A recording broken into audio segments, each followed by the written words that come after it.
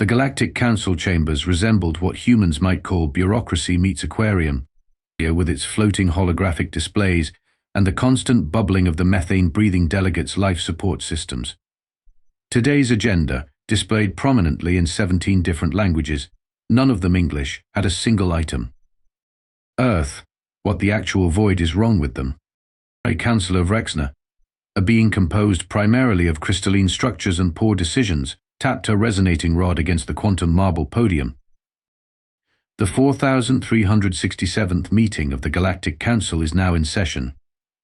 Today's single topic: the continuing behavioral anomalies of the species calling themselves humans. Ambassador Zorp, you have the floor. Ambassador Zorp, a seven-limbed entity whose species evolved from something resembling a disgruntled octopus crossed with an office fern, floated to the center of the chamber. Their chromatophores flashed in patterns, indicating extreme frustration, the bureaucratic equivalent of an eye roll. Esteemed council members, Zorp began, their voice translator switching to its most formal setting. I come before you today with yet another perplexing report from Earth observation. We have previously documented human anomalies, including their bizarre attachment to pets, their tendency to risk death for recreational purposes, and their inexplicable habit of watching others play games rather than participating themselves. Several council members bubbled in agreement. The Silurian representative, essentially a sentient fungal colony, this extended a spore tendril to check its notification device, the galactic equivalent of checking one's phone during a boring meeting. But, Zorp continued, skin flashing warning colors, our latest observation defies all logical explanation. Humans are actively protecting, preserving, and in some cases deliberately reintroducing species that have evolved specifically to kill and eat them. The chamber erupted in confused chirps, buzzes, and the occasional methane burst of surprise. Clarify, demanded Vrexner, her crystals resonating with skepticism. You're suggesting a species is deliberately maintaining its predators. Precisely, Zorp responded, projecting a series of images showing humans establishing nature preserves for wolves, tigers, bears, sharks, and other apex predators. They create sanctuaries for these creatures. They punish members of their own species who harm these predators. They produce educational materials encouraging their young to respect and admire the very beasts that, evolutionarily speaking, have been trying to devour them for millions of years. Perhaps, offered a counselor from the silicon-based quadrant, these humans are breeding these creatures as living weapons. For war? Our initial assessment suggested the same, Zorp replied. But further investigation revealed something even more disturbing. Dikisi. The ambassador's skin turned a nauseated purple. When questioned about this behavior, humans consistently respond that these deadly predators are, and I quote, cute, majestic, or too precious to lose. The council chamber fell into stunned silence, broken only by the sound of the Silurian representative spores retracting in horror. This defies all evolutionary logic, Vrexner finally declared.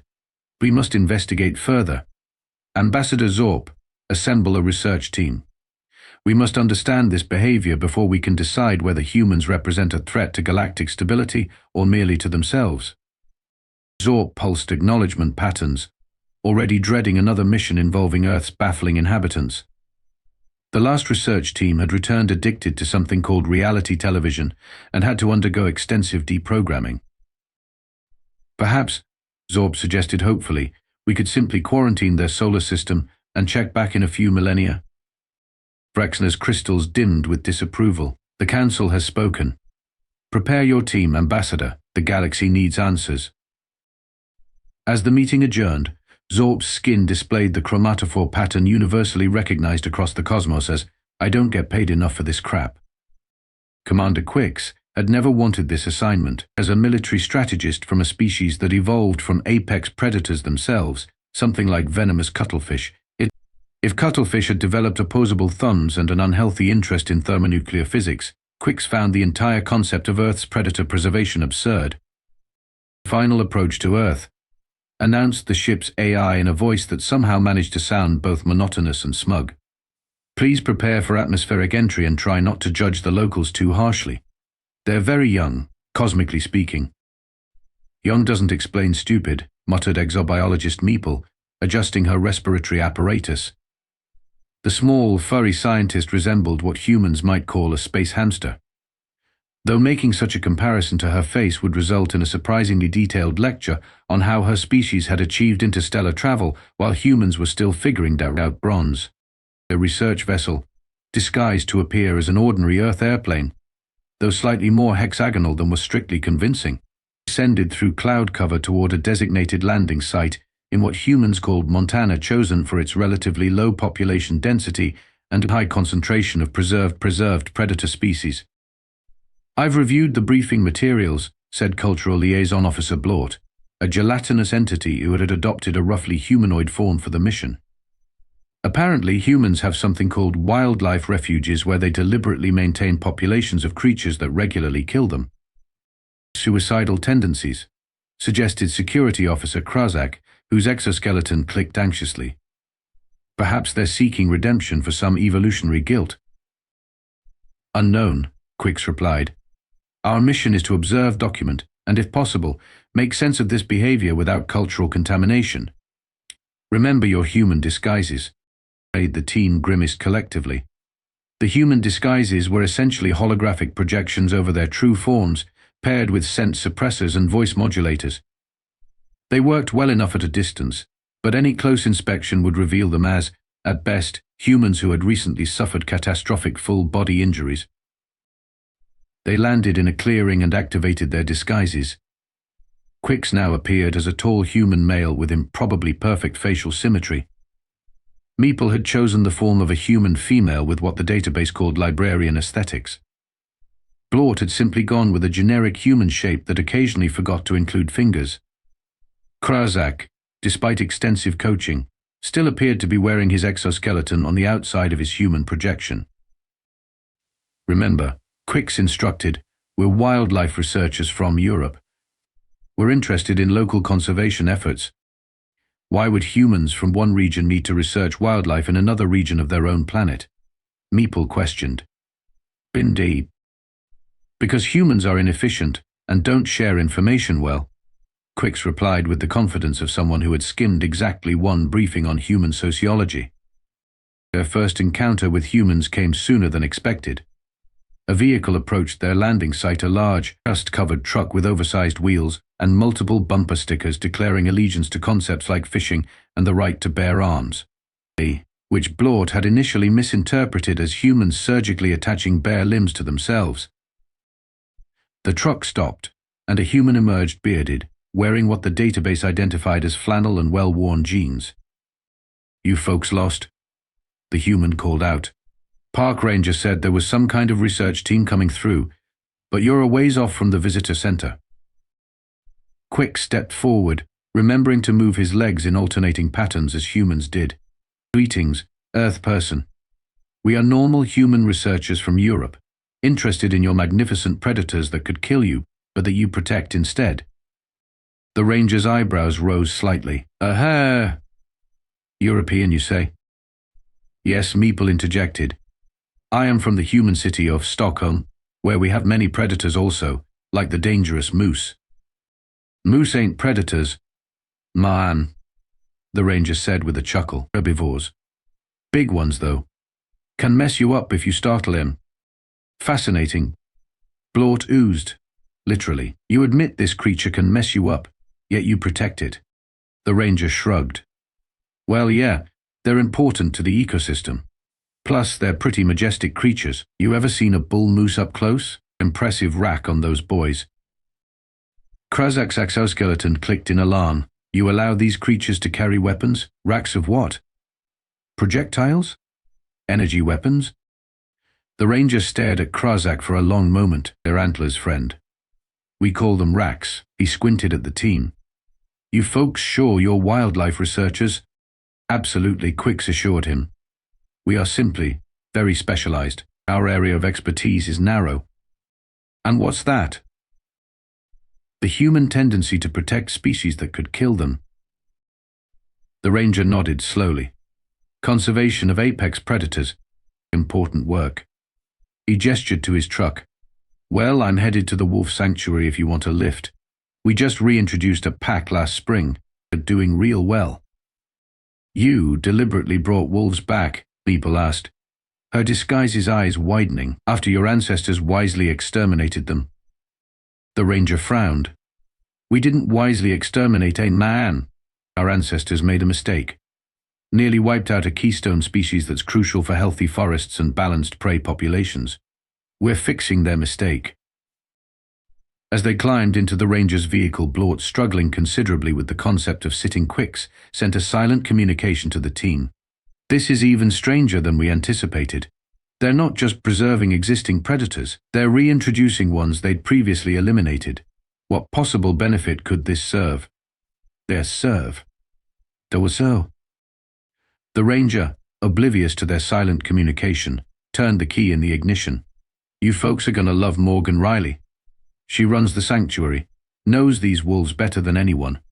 Fair warning, though she can talk about her babies for hours. Babies? Krazak clicked in alarm. Humans allow wolves to raise their young? The ranger laughed. Figure of speech, she just loves those wolves like they're her own kids. The research team exchanged glances of increasing confusion as the truck bounced down the dirt road toward what was sounding more and more like a facility where humans deliberately cultivated creatures designed by evolution to tear them apart. The wolf sanctuary turned out to be both less and more disturbing than the alien research team had imagined. Yes, because it wasn't actually a breeding ground for wolf-human hybrid super soldiers as Krazak had begun to theorize, or because the reality was somehow stranger. Morgan Riley greeted them at the entrance with enthusiasm that bordered on manic. A human female in her 30s with wild red hair and more energy than seemed evolutionarily advantageous, she wore mud-splattered boots and a jacket adorned with what appeared to be actual wolf fur, later discovered to be synthetic, much to the team's relief. "Welcome to Big Sky Wolf Sanctuary," she exclaimed.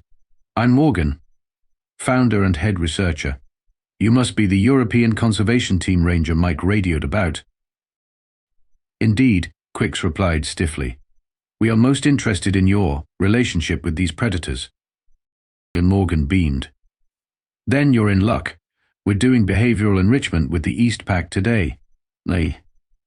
You can observe from the platform." "Behavioral enrichment?"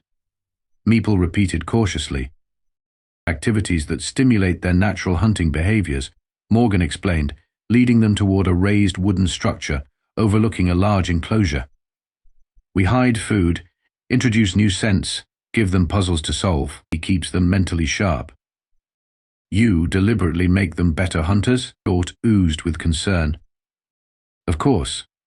These wolves might be reintroduced to the wild someday. We don't want them to lose their natural instincts." From the observation platform, the team watched in horror as Morgan entered a secure area and began preparing what she called enrichment items, essentially training aids for more efficient killing. "This is madness," Krazak clicked quietly to the others. "They're strengthening creatures that have historically hunted their own species." "Perhaps," Quicks theorized, "humans have some kind of death wish. Or they're so removed from natural selection they've forgotten their place in the food chain." Their musings were interrupted as Morgan returned to the platform. "They're coming," she whispered with inappropriate excitement. And from the trees emerged several large, grey wolves, moving with the efficient grace of evolved killing machines. Their yellow eyes scanned the environment, noses testing the air. "Oh, look at Artemis leading the way," Morgan cooed. "She's such a good alpha female. And there's Zeus following close behind. See how he watches over the younger wolves. He's such a wonderful pack leader." "You've named them," Meeple observed, "after your deities." "Greek gods, yes," Morgan nodded. "They just seem to fit their personalities." "These predators have personalities?" Blort's human disguise rippled with confusion. "Of course they do. Each wolf is an individual. Artemis is cautious but confident. Zeus is protective. Apollo over there is our troublemaker, always testing boundaries." The team watched as the wolves discovered the hidden food items, working with coordinated precision that would make military tacticians weep with envy. "Look at that teamwork," Morgan sighed happily. "Aren't they just gorgeous creatures? Quick studied the human researcher carefully. You appear to feel affection for these animals. Absolutely. How could anyone not? They're beautiful, intelligent, family-oriented creatures with complex social structures and emotional lives. But, Meeple interjected, they are designed by evolution to kill. Morgan laughed. So are we in our way. Humans are persistence hunters. We evolved to chase prey until they collapsed from exhaustion. Every species has to eat. But these creatures, Krazak clicked anxiously, historically hunted humans. Barely, Morgan corrected. Wolf attacks on humans are actually incredibly uncommon. Most predators avoid humans when possible. The stories about big bad wolves are mostly folklore.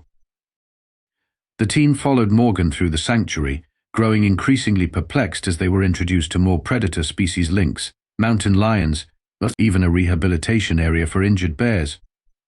And you protect all these creatures that could, theoretically, kill you? Quicks asked. Of course, Morgan replied, leading them into an education center filled with photos and displays. They're keystone species critical to maintaining healthy ecosystems. Without predators, prey populations explode, vegetation gets overgrazed, and entire systems collapse. An ecological management strategy, Meeple mused, slightly relieved to find some logic. You maintain predators for ecosystem balance. That's part of it, Morgan agreed. But also, she stopped before a large photograph of a wolf pup, its oversized paws and round eyes giving it a distinctly juvenile appearance. I mean, look at that face. How could anyone not want to protect that? The alien stared at the image, trying to understand. It looks like an immature specimen, Blort observed. It's adorable, Morgan insisted. Those eyes, those little paws. Adorable, Quicks repeated the unfamiliar concept. This is the cuteness factor, Ambassador Zorp reported. Sure, you could call it that, Morgan shrugged. Humans are hardwired to respond to certain features: big eyes, rounded faces, small noses. It's why we find baby animals so irresistible. The aliens exchanged baffled glances. Their species had various reproductive strategies, from spore dispersal to binary fission to complex metamorphic cycles, but none included becoming emotionally attached to the juvenile forms of species that could devour them. So you protect wolves because their young trigger some kind of neurochemical response? People asked. Morgan laughed. You make it sound so clinical. We protect them because they matter, because they have as much right to exist as we do, because a world without wolves, or tigers, or bears would be a poorer place. As they continued the tour, the alien researchers grew increasingly disturbed by the revelation that this wasn't just Morgan's peculiar psychosis. It was, apparently, but a widespread human phenomenon. The education center was filled with evidence of global conservation efforts for everything from sharks to venomous snakes. I need to document this. Krazak clicked to the others when Morgan stepped away briefly. The council won't believe it otherwise. Agreed, Quicks replied grimly. This goes beyond ecological management. These humans have developed some kind of reverse Stockholm syndrome with their predators. What none of them realized was that their worst misunderstandings were yet to come. The misunderstanding began with what should have been a simple question. And how do you prepare the predators? Krazak asked as Morgan showed them the veterinary facility where injured predators received medical care. Morgan blinked. Prepare them? You mean for release back into the wild? No, Krazak clicked, his translator struggling with his excitement for the coming conflict. The weaponization program. The room fell silent. Morgan's expression shifted from confusion to concern. Weaponization program? I'm not sure what you mean. Quicks, sensing the conversation veering into dangerous territory, attempted damage control. My colleague misspoke. He meant to ask about preparation for climate change conflicts, the competition for resources as habitats shift. Morgan relaxed slightly, but her eyes remained suspicious. We're studying those impacts, certainly. Predator ranges are changing with warming temperatures, creating new human-wildlife conflict zones. Yes, conflict zones. Krazak seized on the phrase. Exactly. Where the predators will fight for you. They fight for us. Morgan's eyebrows rose so high they nearly disappeared into her hairline. Meeple stepped heavily on Krazak's foot. My colleague has a unique perspective on conservation, and from Europe. Which part of Europe did you say you were from again? Morgan asked, crossing her arms. The eastern part. Blort oozed unhelpfully. Morgan's eyes narrowed. Aha! Look, I need to check on a new arrival. Why don't you folks look around the education center for a few minutes? There's coffee in the break room. The moment she left, Quicks rounded on Krazak. What were you thinking? We're supposed to be gathering information discreetly. But it's so obvious. Krazak clicked excitedly. Why else would humans invest resources in maintaining apex predators? They're creating biological weapons, living arsenals they can deploy against enemies. That's absurd, Meeple huffed. How would they control such creatures in combat situations? The same way they control them here, Krazak insisted. Did you see how the wolves responded to hidden scent markers? They're training them to follow chemical commands. Blort rippled thoughtfully. It would explain the otherwise irrational behavior to predator preservation as a military strategy disguised as conservation. We need to report this to the Council immediately, Krazak urged. If humans have developed methods to weaponize native predator species, they could be more dangerous than our initial assessment suggested. Quicks hesitated. The evidence is circumstantial at best. Is it? Krazak gestured around the facility. Look at this place. Medical care for injured predators, rehabilitation. They're treating these creatures like valuable assets. Meanwhile, Morgan had stepped into her office and was making a phone call. Mike? It's Morgan. Those European researchers you brought over? Something seriously off about them. No, I don't think they're poachers. More like, I don't know. They keep asking bizarre questions about weaponizing predators, yeah. Like they think we're training wolves for warfare or something. Yeah, could you swing by? They're giving me serious cult vibes. Back in the education center, the alien team had moved from concern to alarm as they examined the displays more carefully. A map showing reintroduction sites across North America looked suspiciously like strategic deployment positions. Photos of radio-collared wolves appeared to be evidence of remote control capabilities. Even the stuffed toy wolves sold in the gift shop seemed sinister now propaganda tools to normalize predator weapons among human young. We need to contact the ship, Quicks decided, bear an emergency transmission to the Council. When they stepped outside to establish a clearer communication link, they spotted Morgan speaking with Ranger Mike near his truck, both occasionally glancing in their direction. They're onto us. Blort oozed nervously. Maintain cover, Quicks ordered. Complete the transmission. Using a device disguised as a primitive Earth smartphone, Quicks recorded his urgent message to the Galactic Council. Emergency report from Earth Investigation Team. We have discovered alarming evidence suggesting humans are systematically training and potentially weaponizing native predator species under the guise of conservation. The program appears widespread and well-developed. These wildlife sanctuaries are effectively predator training facilities where apex hunters are conditioned, studied, and prepared for possible deployment. Request immediate Council assessment of potential security threat. Humans may be more dangerous than previously classified. The transmission sent just as Morgan and Ranger Mike approached, their expressions carefully neutral.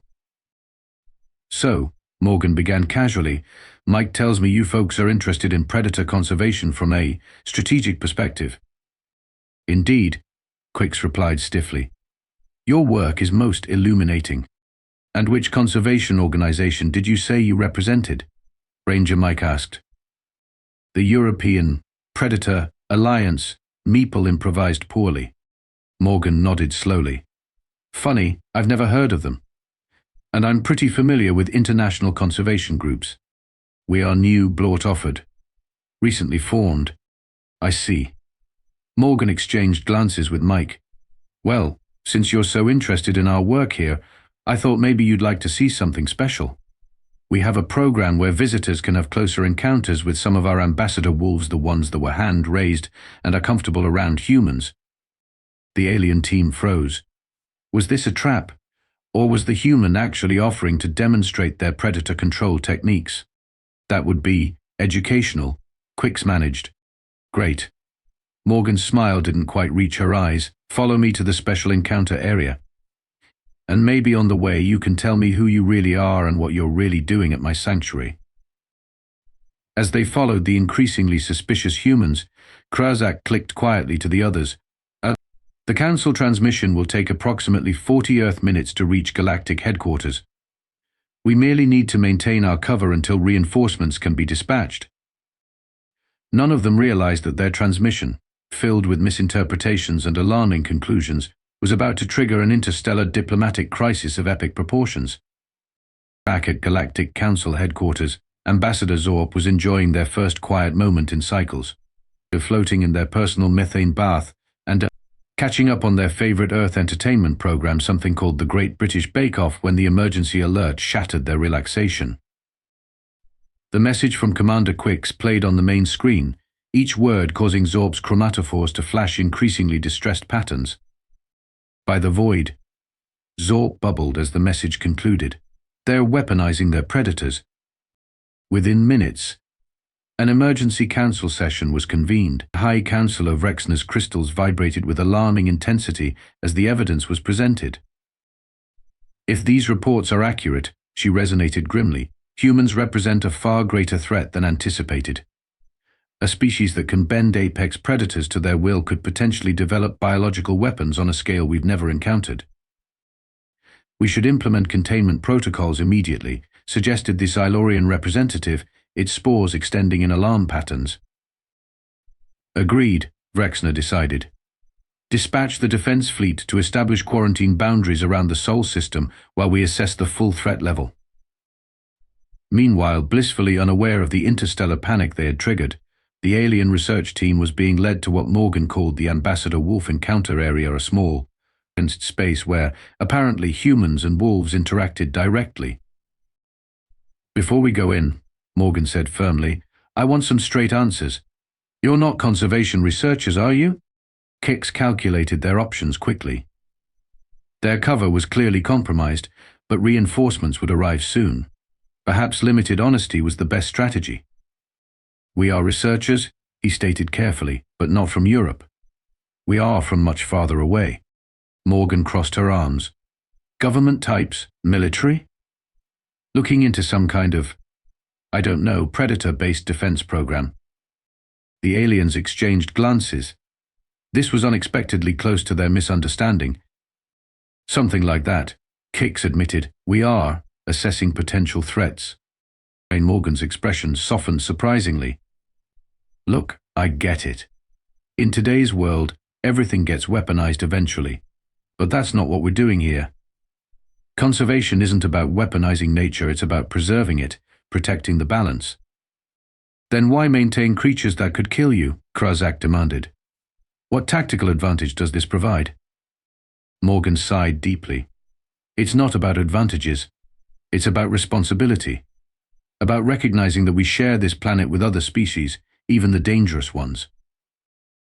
She gestured toward the enclosure where a handler was walking with a large, grey wolf that moved calmly beside her. That's Luna, one of our ambassador wolves. She was rescued as a pup when her mother was killed by a car. She's been around humans her whole life, still a wolf, with all her wild instincts, but she trusts us. The aliens watched in astonishment as the handler brought Luna to the fence. The wolf was enormous up close, with powerful jaws clearly evolved for crushing bone. Would you like to meet her? Morgan asked. You would allow us near this predator? Beeple squeaked. Under supervision, yes. She's used to meeting new people. Against all better judgment, and with Krazak positioning himself furthest from the gate, they entered the small enclosure. The handler instructed them on proper behavior, no sudden movements, no direct eye contact, no reaching over the wolf's head. You may offer your hand, palm down, for her to sniff, the handler explained. If she seems comfortable, you can gently touch her shoulder or back. To the aliens' amazement, the massive predator approached calmly, sniffed their disguised forms with mild interest, and then most shockingly allowed them to touch its fur. She's not attacking. Blort oozed in confusion. Of course not. Morgan chuckled. Luna's been socialized with humans. She sees us as part of her pack in a way. You've domesticated it? Quix asked. No, not domesticated. Luna is still a wild animal. We haven't changed her nature, we've just built a relationship based on trust and respect. As if to emphasize the point, Luna yawned widely, displaying teeth designed for shredding flesh. She could tear our throats out, Meeple observed nervously. She could, Morgan agreed. But she won't. That's not how relationships work. The concept was so alien to the researchers that they struggled to process it. A relationship with a predator? Based on trust rather than control or dominance? But why? Quix finally asked.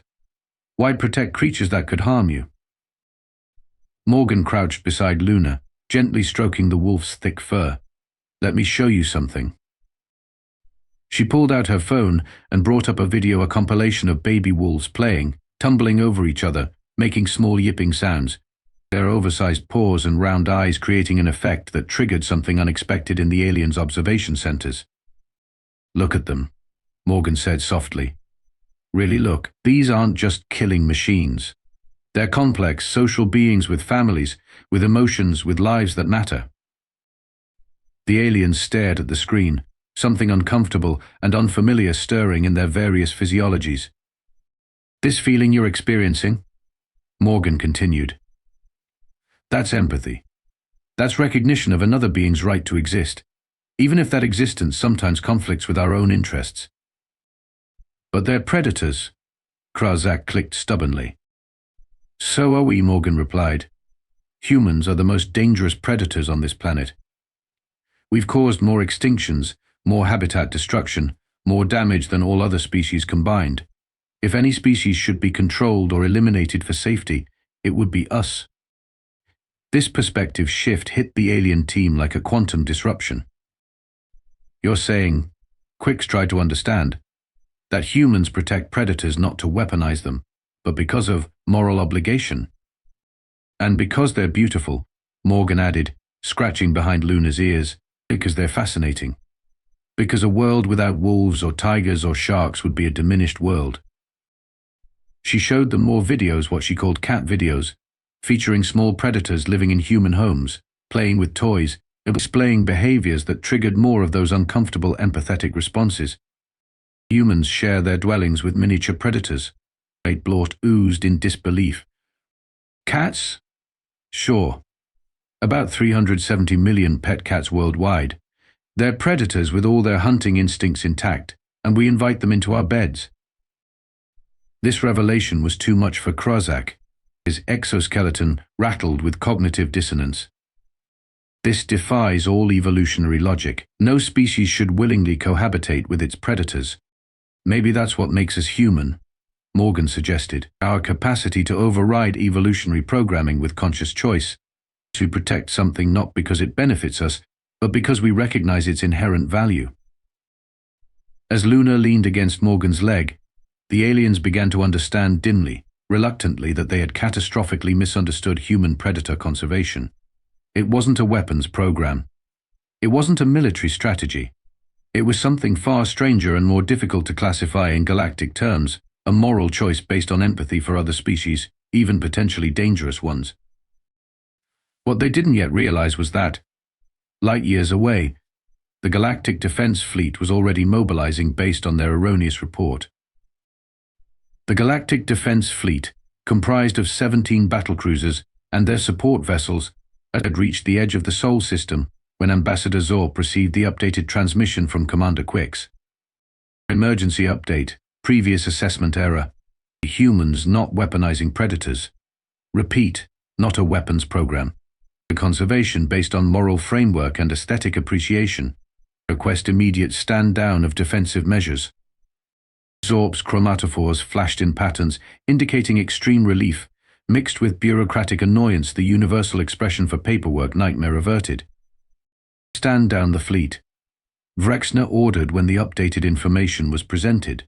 And someone please explain what aesthetic appreciation of predators means. Back on Earth, The research team had abandoned all pretense of being human researchers. Their disguises deactivated, they sat in Morgan's office, Quicks perched awkwardly on a chair designed for human posture, Meeple nestled on a cushion, Blort pooled somewhat uncomfortably on a plastic tarp, and Krazak standing because chairs made no sense to his exoskeletal structure. Morgan, to her credit, had taken their true forms with surprising composure. "So," she summarized, "you're aliens investigating human behavior because you couldn't understand why we protect predators." "Correct," Kix confirmed. "No other known sentient species in the galaxy deliberately preserves its evolutionary predators. Many, in fact, have driven such species to extinction as their first priority upon developing technology." "That's sad," Morgan said. "A galaxy full of extinct predators. Efficient," Krazak clicked. "Rational. Spiritually impoverished," Morgan countered. "Look, I get the evolutionary logic, but there's more to existence than mere survival. There's beauty, diversity, the web of relationships that make life meaningful." She showed them more videos: tigers playing in snow, sharks gliding through oceans, eagles soaring over mountains. These creatures have existed alongside us for millions of years. They've shaped us, just as we've shaped them. They're part of our story. A remarkably sentimental perspective, Meeple noted, though her fur was fluffed in what might have been the beginning of an aesthetic response. "Maybe that's humanity's contribution to galactic society," Morgan suggested. "Teaching other species that predators aren't just threats to be eliminated, they're essential parts of healthy ecosystems, and yes, they can be appreciated for their beauty and power." Back at Galactic Council headquarters, the emergency session had transformed into something of a cultural symposium, with Zorp attempting to explain the concept of cuteness to increasingly baffled representatives. "They find juvenile features pleasurable to observe?" asked the silicon-based counselor. "More than that," Zorp explained, displaying images of what humans call baby animals. "These features trigger nurturing responses. Basis protective instincts, even toward species that could harm them." "Fascinating," Rexner's crystals hummed thoughtfully. "And potentially useful. Perhaps humans could serve as intermediaries with other predatory species we've historically avoided. They appear to function as some kind of empathy specialists," the Silurian representative noted, its spores extended in the pattern indicating deep thought. On Earth, as their ship prepared for departure, the research team found themselves experiencing unfamiliar sensations. "I have downloaded what humans call cat videos," Blort admitted somewhat sheepishly, "for further cultural study." "I have acquired a stuffed wolf replica," Krazak clicked, displaying the plush toy from the Sanctuary gift shop. "The proportions are deliberately altered to enhance juvenile features. It's strangely compelling." Quicks shook his head. "We must be careful. This human tendency to protect dangerous species based on cuteness and moral consideration could be dangerously contagious. I already find myself reluctant to depart from this world of preserved predators." "It is scientifically interesting," Meeple offered defensively, stroking her fur which had remained fluffed since viewing the baby animal footage. "The ecological balance they maintain by preserving apex predators does appear to produce more stable and diverse biospheres than planets where predators were eliminated." Blort rippled thoughtfully. "Perhaps there is something to their philosophy. A galaxy without fearsome creatures is like soup without texture." "You're all infected already," Quick sighed, though his own tendrils had developed an unmistakable curl of fondness when Morgan had shown them footage of wolf pups playing in snow. Back at the Galactic Council, a new classification was being debated. "I propose we reclassify humans from potentially dangerous, unpredictable to adorably insane, but mostly harmless," Zorb suggested, displaying images of humans rehabilitating injured predators, hand-raising orphan tiger cubs, and swimming alongside great white sharks in protective cages. "Mission approved," Vrexner's crystals chimed. "And I further propose we establish diplomatic relations specifically to learn more about this conservation ethic. It could revolutionize our approach to ecosystem management across the galaxy."